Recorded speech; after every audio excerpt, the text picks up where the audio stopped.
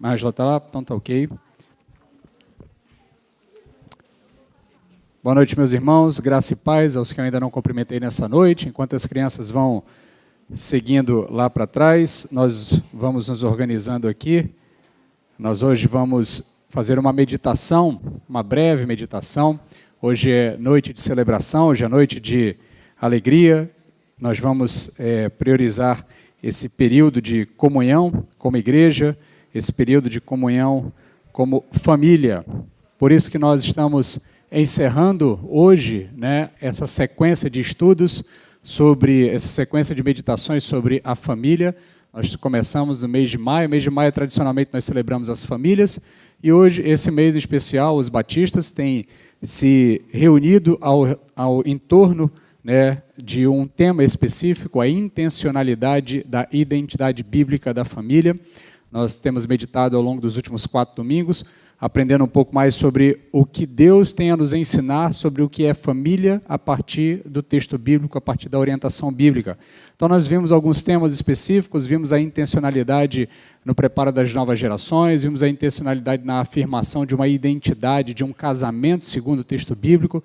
Nós vimos também a intencionalidade no preparo, na educação de nossos filhos para o futuro, a partir daquilo que a Bíblia nos fala, a intencionalidade também de assumirmos essa identidade. Então, um tema que volta e meia nós falamos ao longo desses últimos 4 domingos, é a necessidade de termos uma atitude intencional em relação à afirmação desta identidade da família a partir do texto bíblico. Hoje nós queremos encerrar fazendo uma ponte, fazendo uma união com a celebração do nosso aniversário da nossa igreja, porque, afinal de contas, nós somos uma família também. A igreja é a nossa família intencional. E é sobre isso que eu quero meditar com os irmãos nessa noite, sobre a igreja como família intencional. Nós vamos usar alguns textos bíblicos aqui que nos falam sobre a identidade da igreja como uma grande família do Senhor. Quero pedir que você abra sua Bíblia aí em Romanos, capítulo 8, do verso 14 até o verso 17. Esse é o primeiro texto que nós leremos. Romanos, capítulo 8, do verso 14 até o verso 17. Perdão, deixa eu só abrir aqui. Romanos, carta de Paulo aos Romanos, capítulo 8, do verso 14 até o verso 17. O texto bíblico nos diz o seguinte: pois todos os que são guiados pelo Espírito de Deus são filhos de Deus. Porque não recebestes o espírito de escravidão para viverdes outra vez atemorizados, mas recebestes o espírito de adoção, baseado no qual chamamos Abba, Pai. O próprio Espírito testifica com o nosso Espírito que somos filhos de Deus. Ora, se somos filhos, somos também herdeiros, herdeiros de Deus e co-herdeiros com Cristo. Se com Ele sofremos, também com Ele seremos glorificados. O outro texto bíblico que eu quero que você me acompanhe na leitura, um único verso, Efésios capítulo 3, verso 14. O apóstolo Paulo também, o mesmo autor do texto anterior que nós lemos, volta a falar a uma outra igreja e novamente usando essas analogias da igreja como um grande corpo, como uma grande família. Efésios capítulo 3, verso 14, o apóstolo Paulo nos diz: por esta causa me ponho de joelhos diante do Pai, de quem toma o nome toda a família nos céus e na terra. Conforme disse anteriormente, meus irmãos, nós estamos celebrando a família e nós somos uma família. A igreja é uma família. Queremos celebrar nessa noite a intencionalidade de sermos família. Ao longo de todo o texto bíblico, Jesus Cristo, inclusive, usa essa expressão ou esse conceito para falar da igreja, para falar daqueles que seguem a Deus. Inclusive, tem uma passagem muito interessante relatada nos evangelhos, em que Jesus está discutindo, ou melhor, ele está pregando o evangelho a algumas pessoas, e ele já tinha ali tido alguns desentendimentos com os fariseus já estavam num processo de perseguição a Jesus. Em um determinado momento, algumas pessoas dizem para Jesus que a sua mãe e os seus irmãos estão do lado de fora da casa, onde ele está reunido com aquelas pessoas, falando do evangelho. porque Maria, no contexto ali da passagem, Maria está preocupada, Maria, mãe de Jesus, está preocupada porque já havia um burburinho de que os fariseus estavam tramando algo contra Jesus, tramando contra a vida de Jesus. Então ela, como mãe, os irmãos também preocupados com o seu parente de sangue, saem em busca de tentar tirar Jesus do meio daquela confusão, ou então afastar Jesus um pouquinho dos holofotes ali, tirar a atenção dos fariseus. E aí ele se põe do lado de fora da casa e diz, avisa lá a Jesus que a mãe dele e os irmãos deles estão aqui fora esperando para falar. Jesus dá uma resposta aparentemente um pouco atravessada, um pouco até grosseira. Ele diz assim, olha, quem é minha mãe, quem é meu pai?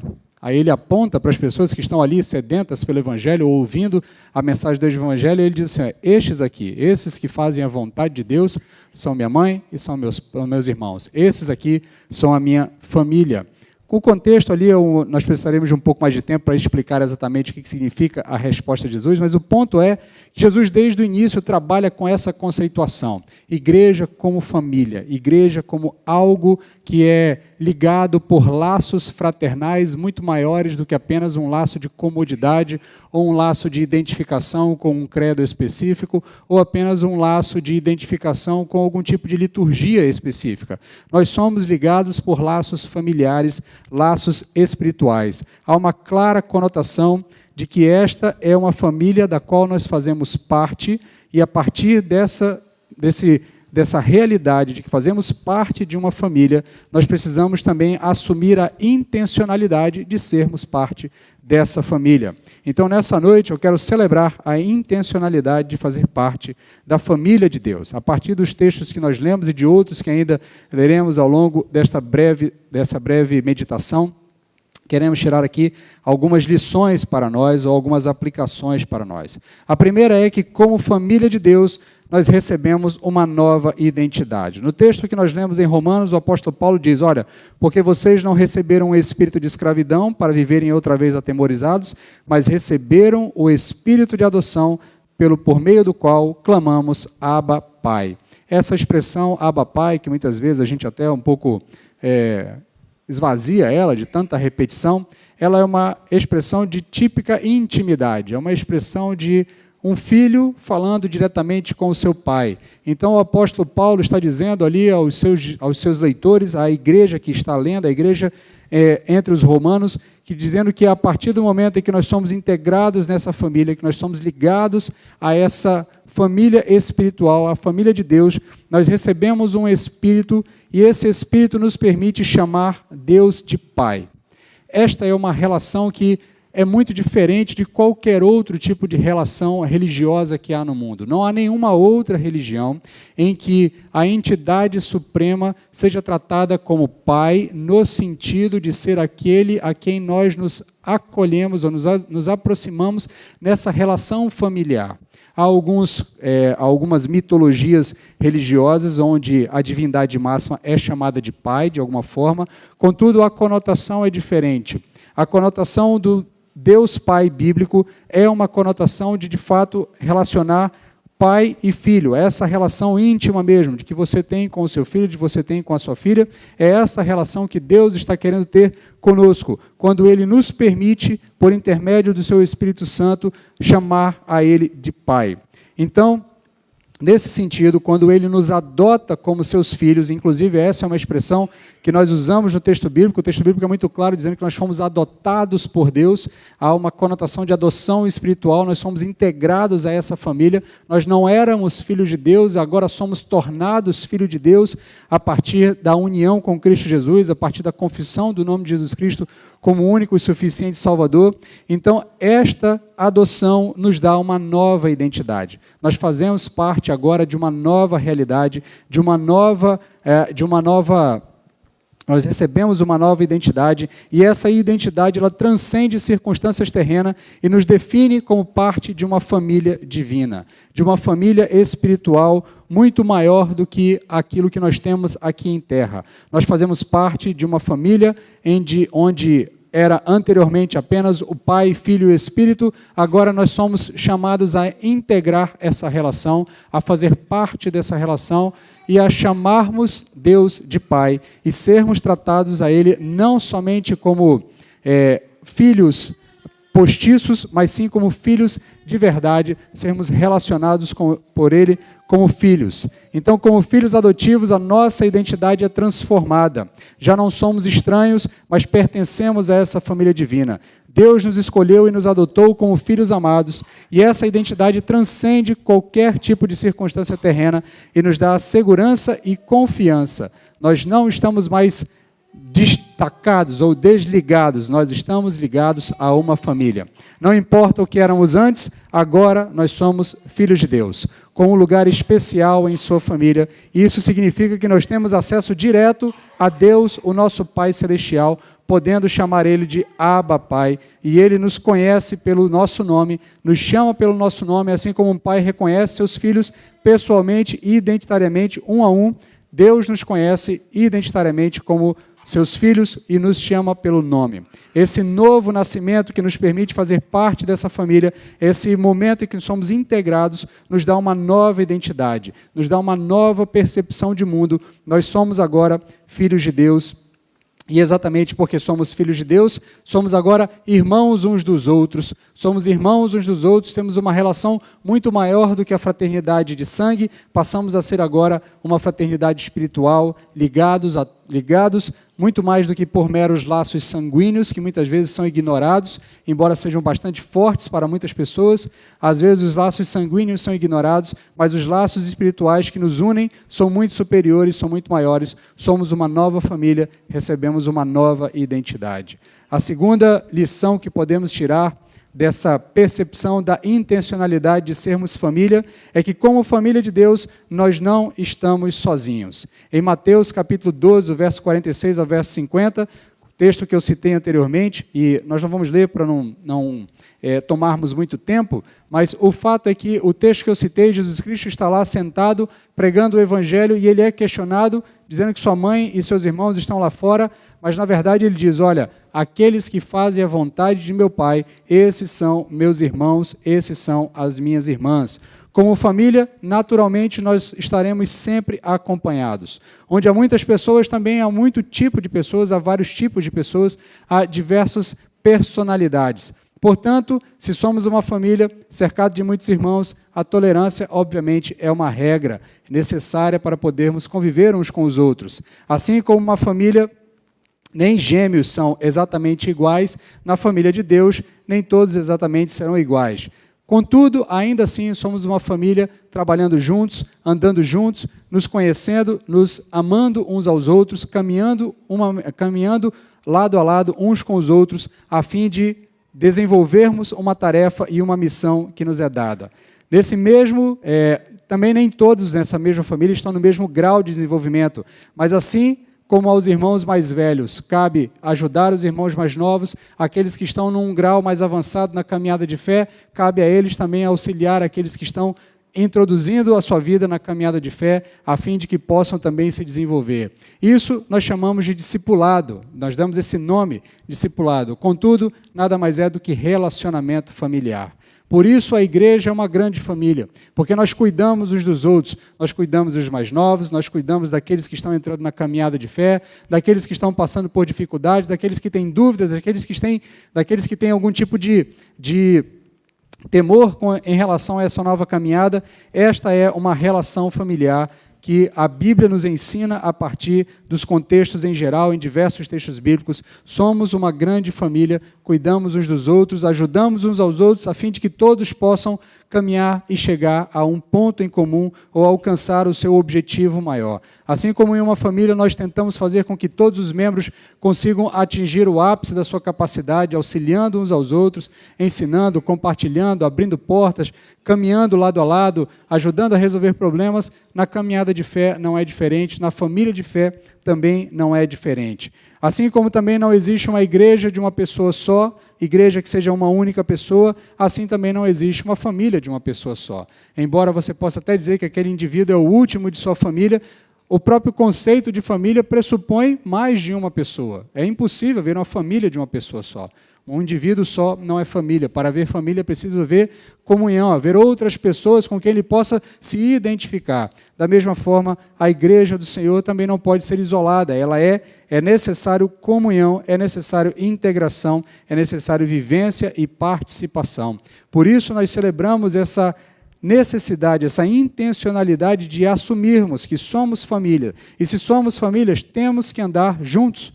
Temos que andar lado a lado, temos que andar próximos uns dos outros, temos que nos conhecer, temos que conviver uns com os outros, temos que participar da vida uns dos outros. Isso é ser família. Jesus Cristo, no contexto do texto onde eu citei anteriormente, ele abdica da sua família de sangue, ele abre mão da comunhão com a sua família de sangue para passar todo o tempo que lhe sobrou ainda no período da sua missão com esta família espiritual, com aqueles que fazem a vontade de Deus, fazem a vontade do seu Pai. Aqui, obviamente, não há uma conotação no sentido de que nós devemos abandonar as nossas famílias, embora há um texto bíblico que diga muito claramente que aquele que prefere a sua família ao invés de preferir a Deus, ele, na verdade, está contrário à vontade de Deus, mas o contexto são outros, a gente precisa estudar texto a texto para não fazer afirmações confusas, mas o ponto é que a conotação é que, se somos igreja, nós precisamos estar juntos, nós precisamos nos envolver uns com os outros. É impossível ser igreja estando longe uns dos outros. É isso que Jesus Cristo quer nos ensinar em um sentido último, em tudo isso que ele está falando nesse texto de Mateus. Ora, quem é aquele que é a minha família? A minha família é aquele que está fazendo a vontade de Deus juntamente comigo. Quem são aqueles que estão fazendo a vontade de Deus juntamente com você nesse momento? Aquele que está sentado ao seu lado, aquele que está sentado atrás de você, aquele que está sentado à sua frente. A igreja do Senhor na qual você está inserido. Portanto, esses são a sua família. Esses são os seus irmãos e suas irmãs. Esses são os seus pais, as suas mães. E aqui num sentido bem geral mesmo, porque afinal de contas, em outros textos também há alusões a essa relação dos mais novos com os mais velhos, uma relação mesmo de paternalidade, de filiação. Lembro-me do texto de Timóteo, onde o apóstolo Paulo, orientando o jovem pastor Timóteo, no seu trato para com a igreja, ele deixa bem claro, olha, as irmãs mais novas da igreja trata como se fossem suas irmãs. As senhoras mais velhas trata como se fosse sua mãe. Aos anciãos trata-se como se fossem seus pais. Ao seu pai, afinal de contas, há uma relação íntima ali, familiar. Então, todas essas conotações nos levam à ideia de que, se somos família de Deus, nós não estamos sozinhos, nós não podemos andar sozinhos. Terceira e última lição que nós podemos tirar a partir de uma compreensão do que significa ser família de Deus, essa intencionalidade de ser família de Deus, é que, como família, nós cooperamos para um mesmo propósito, para uma mesma missão. Romanos capítulo 12, verso 4, verso 5, vai nos dizer o seguinte: porque assim como num só corpo temos muitos membros, mas nem todos os membros têm a mesma função, assim também nós, embora sejamos muitos, somos um só corpo em Cristo e membros uns dos outros. Assim como em uma família cada um ajuda nas tarefas do dia a dia, ou pelo menos deveria ajudar, né? Assim na igreja, cada um também deve ajudar naquilo que puder. Cada um é parte desse corpo, e na medida que é parte desse corpo, ele se envolve com a missão do corpo. Qual é a missão do corpo? Glorificar o nome do Senhor e anunciar o Evangelho do Senhor a toda e qualquer criatura. Nesse sentido, nós somos chamados a cooperar uns com os outros com essa tarefa, a cooperar uns com os outros auxiliando no desenvolvimento dessa tarefa. Cada um é parte desse corpo, cada um tem capacidades e habilidades que podem ser usadas tanto para o crescimento da igreja, como para o sustento dessa família espiritual, ou como para o alcance da missão desta família espiritual. Todos devem se envolver a fim de que nós não sobrecarreguemos uns aos outros. Muitas vezes, nesse contexto familiar, assim como na semelhança do contexto familiar, muitas vezes poucos são sobrecarregados enquanto os outros ficam parados apenas olhando. Mas esse não é o propósito original. Essa não é a melhor forma de sermos família, assim também não é a melhor forma de sermos igreja. Por isso que todos somos parte de um grande corpo. Cada um é um membro desse corpo e, como membro, tem uma função, tem uma atitude, tem uma tarefa, uma capacidade que é própria. Nesse mesmo contexto aqui, o apóstolo Paulo, ainda falando sobre a questão do corpo, ele vai usar exatamente esse tipo de referência. Já falando aos Coríntios, ele vai voltar a esse tema do corpo e dos membros do corpo, ele vai dizer, olha, o pé não pode ser mão, a mão não pode fazer as vezes de pé, a orelha não pode fazer as vezes de boca, porque orelha é orelha, boca é boca. Da mesma forma, nós somos parte desse corpo, Deus nos deu capacidades, nos deu habilidades, nos deu uma individualidade, uma personalidade que nos é própria, que é graça e é bênção de Deus, e nos permite auxiliar no desenvolvimento da mesma missão, do mesmo propósito. Por isso, todos devem se envolver, porque há lugar para todos, há tarefa para todos, há desenvolvimento para todos, há espaço para todos nós nos envolvermos. Se somos uma família, nós não queremos que uma única parte dessa família esteja sobrecarregada, muito pelo contrário, nós teremos prazer em dividir as cargas, a fim de que toda a família possa trabalhar e também se desenvolver e se aperfeiçoar nesse processo do desenvolvimento do corpo. E assim, juntos, trabalhamos em prol de um mesmo propósito, tentando chegar ao mesmo objetivo, que é anunciar o Evangelho do Senhor e ser uma agência usada por Deus para que o Evangelho alcance o maior número de pessoas. Se somos uma família, nós cuidamos uns dos outros, nós dividimos as tarefas para que ninguém se desgaste. Nós temos um Pai de quem recebemos habilidades e que nos permite ajudar em toda a obra. Nós temos uma missão que é do interesse de todos e juntos nós vamos cumpri-la. Por isso, meu querido, se você se entende como família do Senhor, você deve entender que você precisa cooperar para a missão dessa família. Porque como família, nós cooperamos para o mesmo propósito, para uma mesma missão.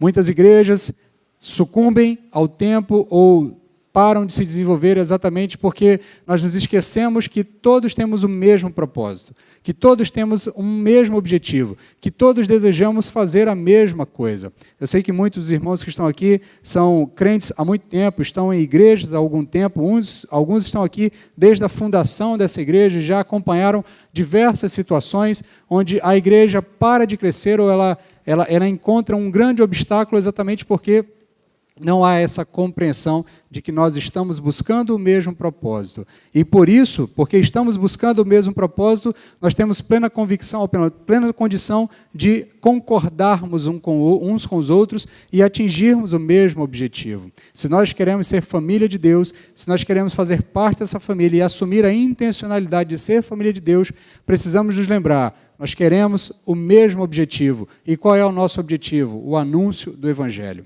Que o Evangelho seja anunciado, que Deus seja glorificado por meio do anúncio do Evangelho e que mais e mais pessoas sejam impactadas pelo Evangelho de nosso Senhor Jesus Cristo. Se entendemos isso, então nós trabalhamos juntos para o mesmo propósito, tentando alcançar esse propósito e, na medida da graça de Deus, tenho plena convicção de que se compreendermos esses elementos, desse conceito de igreja intencional e de família intencional, de família espiritual, certamente Deus há de derramar graça, há de derramar bênçãos sem medidas, e essa igreja será uma grande família, recebendo cada vez novos membros, novas pessoas, e sendo agregadas a essa família, tanto por intermédio da entrada espiritual, por intermédio do batismo, e até mesmo pela entrada natural. Afinal de contas, nós vamos crescendo, as pessoas vão casando, vão tendo filhos, e a igreja também progride dessa forma, porque novas e novas gerações vão sendo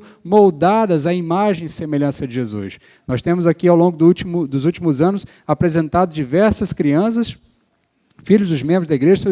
Os irmãos viram a quantidade de crianças que estão indo lá para o culto infantil. Isso é a geração da igreja, isso é uma nova geração sendo moldada à imagem e semelhança de Deus, e essa geração precisa entender, ela é parte de uma grande família, desta grande família. Por isso, quando nós anunciamos, ou melhor, quando nós apresentamos os nossos pequenos aqui, nós fazemos um compromisso como igreja de auxiliar os pais na sua tarefa de ensinar aquelas crianças no caminho que devem andar, porque, no fim das contas, somos uma grande família, cuidando uns dos outros, auxiliando uns aos outros, a fim de alcançarmos esse objetivo, o objetivo de sermos essa grande família de Deus, agência de anúncio do Evangelho, a fim de que mais e mais pessoas sejam impactadas pelo Evangelho de nosso Senhor Jesus Cristo. Quero finalizar fazendo aqui algumas conclusões e aplicações e alguns desafios para nós a partir desta realidade. Nessa noite eu quero convidar você a refletir o que significa ser família de Deus e fazer uma pergunta a você mesmo. Você tem sido família de Deus? Você tem sido parte desta família realmente? Eu sei que muitos estão aqui nos visitando nessa noite e talvez não se sintam à vontade para responder essa pergunta. Afinal de contas, talvez estejam participando pela primeira vez aqui na Igreja Batista Olaria, mas eu quero que você pense sobre você mesmo, na sua relação para com Deus. Você tem sido parte da família de Deus ou você tem sido aquele parente distante que às vezes só aparece no dia da festa, no dia do envolvimento, no dia do aniversário, no dia da celebração de final de ano, naquele jantar de final de ano, ou você tem sido aquele parente que realmente está integrado ao corpo, está integrado à família, ligado à família, onde quer que você esteja ligado diretamente. Você pode estar ligado a uma outra congregação, alguma outra igreja, algum outro grupo religioso, algum outro grupo cristão. Ainda assim, você é conclamado nesse momento a meditar e a refletir sobre o que significa ser família de Deus. E o que significa ser família de Deus? Significa estar junto do povo, estar ligado ao corpo e não separado do corpo. Também quero convocar você a assumir a sua identidade dentro dessa família. Você é família de Deus, você é filho de Deus. Se você é filho, se você é família, você precisa fazer parte desta família, se identificar com ela, entender, essa é a minha família, esse é o grupo do qual eu tenho uma identidade diante de Deus, de quem eu recebo um nome. O texto que nós lemos lá de Efésios, o apóstolo Paulo diz exatamente isso aos seus leitores.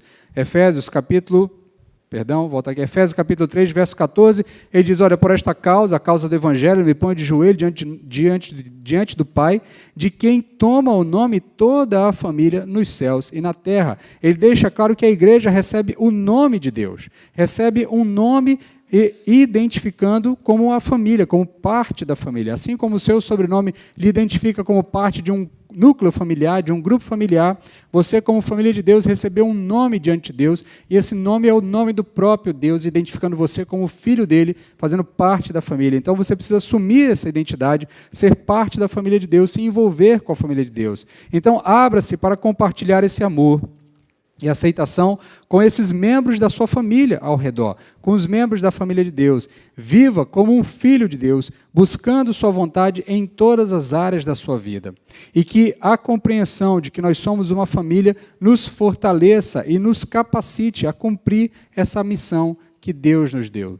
O desejo do meu coração é que a Igreja Batista Olaria cada dia mais se identifique como uma família, a ponto de nós podermos nos sentir à vontade de procurarmos uns aos outros e nos socorrermos uns dos outros.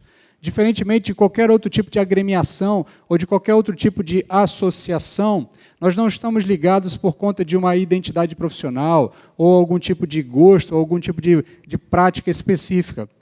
Nós estamos ligados por laços fraternos espirituais, laços familiares espirituais. Em Cristo Jesus, nós encontramos um Pai, Deus Pai. E em Cristo Jesus, nós encontramos um irmão mais velho. É assim que o apóstolo Paulo se refere, ou melhor, o autor de Hebreus se refere a Jesus Cristo como nosso irmão mais velho, o primeiro de muitos, o primogênito de uma grande família. Então, sim, nós encontramos em Deus essa relação familiar. O desejo do meu coração é que a Igreja Batista Olaria se identifique cada vez mais como família.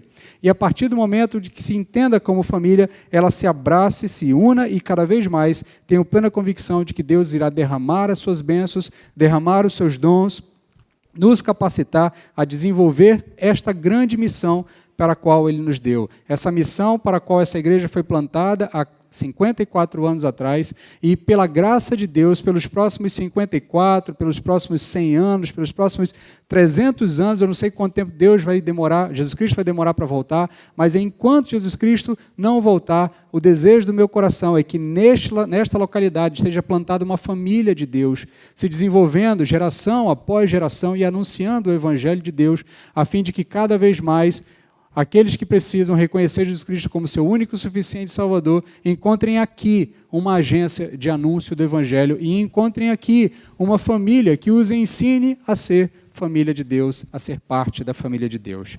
Que Deus nos abençoe, que Deus nos dê graça, que Deus derrame misericórdia sobre nós, a fim de que nós possamos, como igreja, como família, desenvolver os próximos 54 anos e quantos anos forem necessários, a fim de que uma família forte e bem estabelecida, uma família centenária, uma família longeva, esteja em pleno desenvolvimento nesta localidade, nesta igreja. Quero convidar você agora para baixar a sua cabeça, para nós fazermos uma oração, finalizando este momento, pedindo que Deus coloque esta percepção em nossos corações e que nossos corações se aqueçam e estejam, de fato, felizes, não só porque completamos mais um ano de vida, mas porque nós, cada vez mais, nos identificamos como uma grande família, a família de Deus, uma família intencional. Oremos. Senhor, tem misericórdia de nós e derrama sobre nós a Tua graça. Teu texto é recheado, derramado de informações que nos levam a compreender-nos como uma grande família. Ao longo da história, a igreja foi conhecida como aqueles que não apenas se chamam de irmãos, mas se tratam como como se irmãos fossem. E nós não queremos perder essa identidade. Nós queremos, de fato, nos reconhecer como irmãos. Muito mais do que ligados por laços biológicos, laços sanguíneos, mas por um laço espiritual que é muito maior, porque é um laço eterno.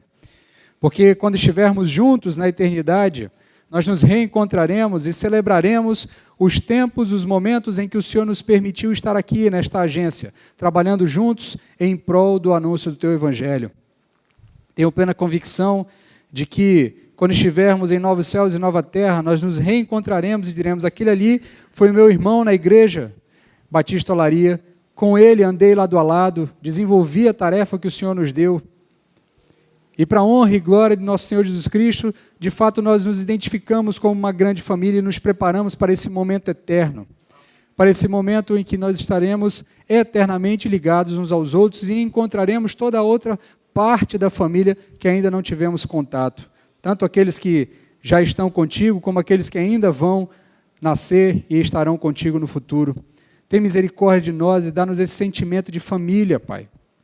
Aquece nossos corações, abre a nossa percepção para que nós possamos realmente nos aproximar uns aos outros, de maneira que nós olhemos para o irmão que está do nosso lado e que ele se sinta à vontade conosco, a ponto de nos tratar de fato como família, uma família real, física. Tem misericórdia de nós, aquece os nossos corações. Nós somos gratos porque o Senhor tem derramado graça sem medida sobre nós. O Senhor tem derramado bênçãos sobre essa igreja. O Senhor tem desenvolvido o caráter de Cristo nos nossos irmãos, nas pessoas que estão aqui, o tempo todo buscando serem moldadas à imagem e semelhança de Jesus. Que o Senhor continue nos moldando, que de fato essa igreja seja uma olaria, preparando vasos de honra para o Teu ministério, para a Tua missão, para o reino de Deus. Que nós sejamos conhecidos não só como um grupo de pessoas que se reúnem dominicalmente para cantar alguns cânticos, mas como uma grande família espiritual que vai se moldando uns aos outros, buscando sermos aperfeiçoados à imagem de Jesus Cristo. Tem misericórdia de nós, aquece os nossos corações, dá-nos amor uns pelos outros, enche nossos corações de amor fraternal uns pelos outros, e que nós sejamos, de fato, identificados uns com os outros, de fato, como uma grande família, uma família intencional, a família que nós escolhemos fazer parte, a família que nós desejamos fazer parte, que nós nos empenhamos em fazer parte. Tem misericórdia de nós, molda-nos, é o que te pedimos, em nome de Jesus. Amém. Amém, meus queridos. Caminhando já